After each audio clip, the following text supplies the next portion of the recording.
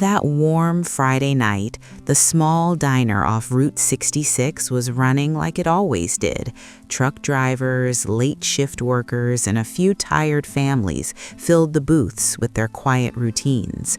The hum of conversations blended with the clatter of plates, while an old country song played softly from a radio behind the counter.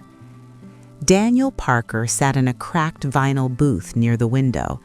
At 44, the weight of long nights and longer worries showed in his tired eyes.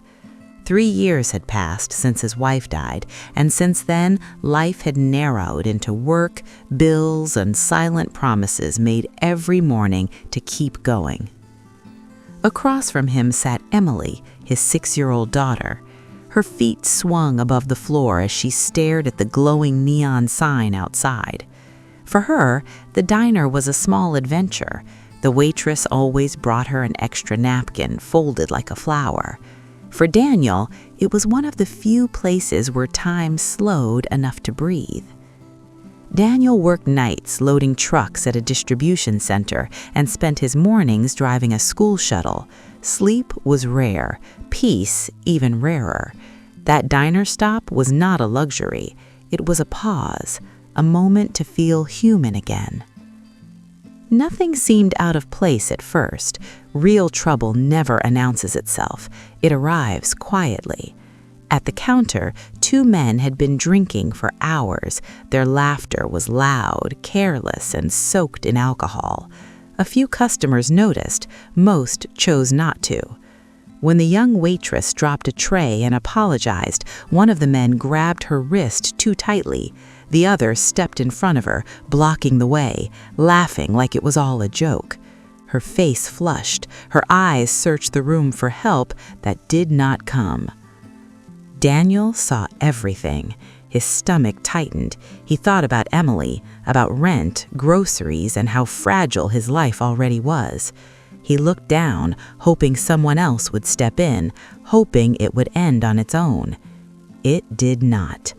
The waitress pulled harder, fear now clear in her face. The diner fell into a heavy silence. Some people stared at their phones, others froze. That was when Emily slid out of the booth and wrapped her small hands around her father's arm. She did not understand danger or consequences. She only understood that someone was being hurt. Her voice was soft but steady, carrying across the room. "Daddy, please help her." Something old and powerful rose in Daniel's chest. The fear was still there, but it no longer ruled him. He remembered the promise he made to his daughter that she would never be alone in the dark. He took a deep breath, placed his hands on the table, and slowly stood up. Daniel took a step forward, his heart pounding so hard it echoed in his ears. The scrape of his boot against the floor sounded louder than it should have. A few heads turned, others stayed down. He did not shout, he did not threaten, he simply placed himself between the waitress and the 2 men, trying to keep his voice calm. He asked them to let her go, said it was enough. The man closest to him answered with a crooked smile and shoved Daniel in the chest. It was not a brutal hit, but it was meant to humiliate. The second man laughed, encouraging him. The smell of alcohol hung thick in the air. For a brief second, Daniel considered turning back, grabbing Emily's hand and walking out. No one would blame him. He was just a tired father trying to survive. But when he looked at the waitress, he saw pure fear, the kind that comes from realizing no one is coming to help. The second shove was harder. Daniel stumbled but stayed on his feet. His body reacted before his mind could stop it. He grabbed the man's arm to push it away and collided with the counter. A glass shattered on the floor. Someone gasped. The diner filled with tension. There was nothing heroic about what followed. No clean punches, no dramatic moves. One of the men slipped on the spilled drink and fell hard onto a stool. The other lunged forward but lost balance.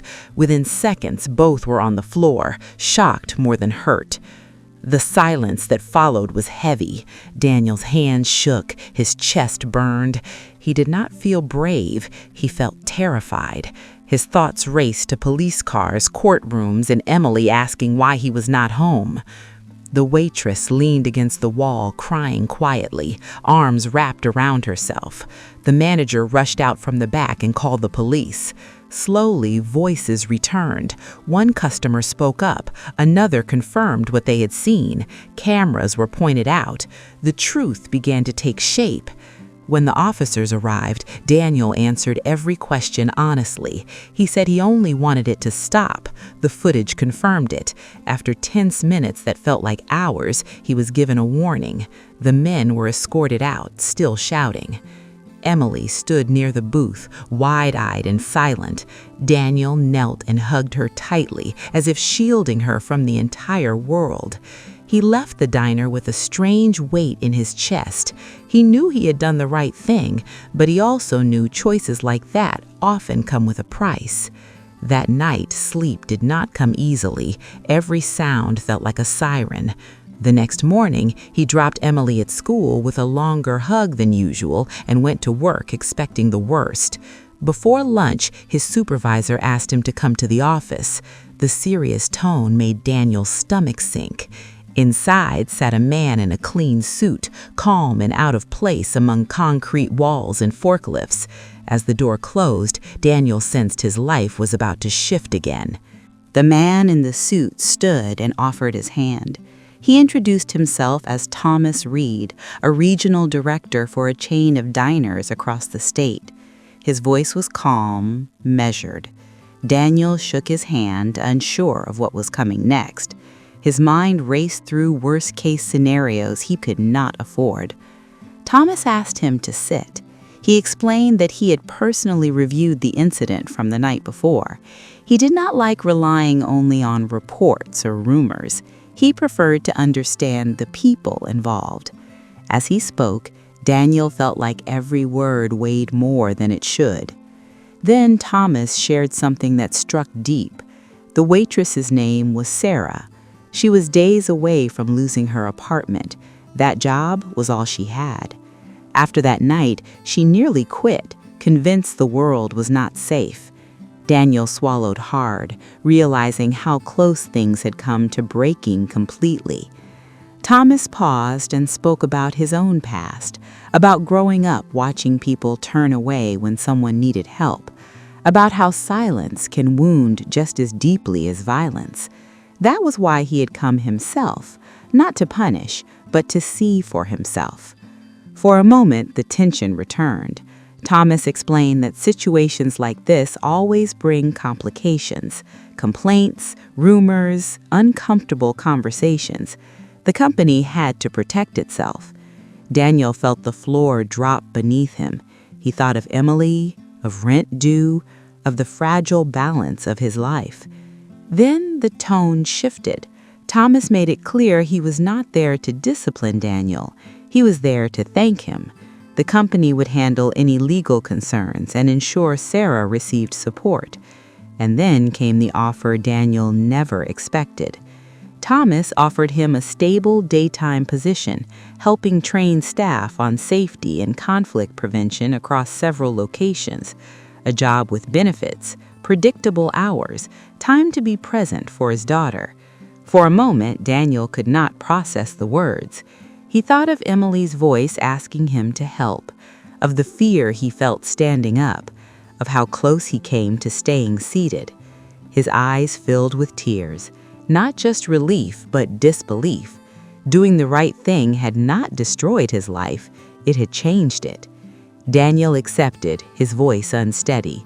He left the office feeling lighter yet shaken. Everything had shifted so fast, and beneath the relief came a quiet realization. If he had stayed seated that night, none of this would exist. That afternoon, he picked Emily up from school early. On the drive home, she asked if the waitress was okay. Daniel told her she was safe now. Emily smiled, satisfied, as if that was the only ending she ever expected. Later that evening, Daniel drove past the diner. He did not go in. He just sat in the car for a moment, remembering. His phone buzzed, an unknown number. A short message appeared. "We need to talk. It matters." Daniel took a deep breath, unsure whether this would bring closure or reopen a wound that was still healing. Daniel read the message twice before replying.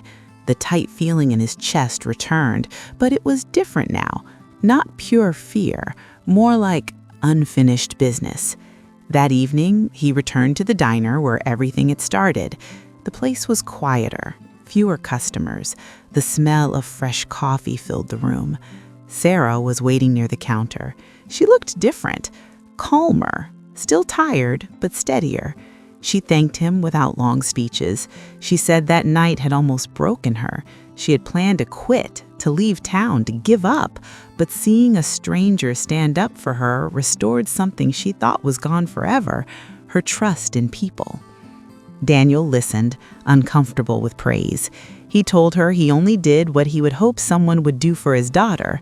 Sarah smiled through tears and explained that with the support she received, she kept her job and found stability again. For the first time in years, she was not afraid of tomorrow.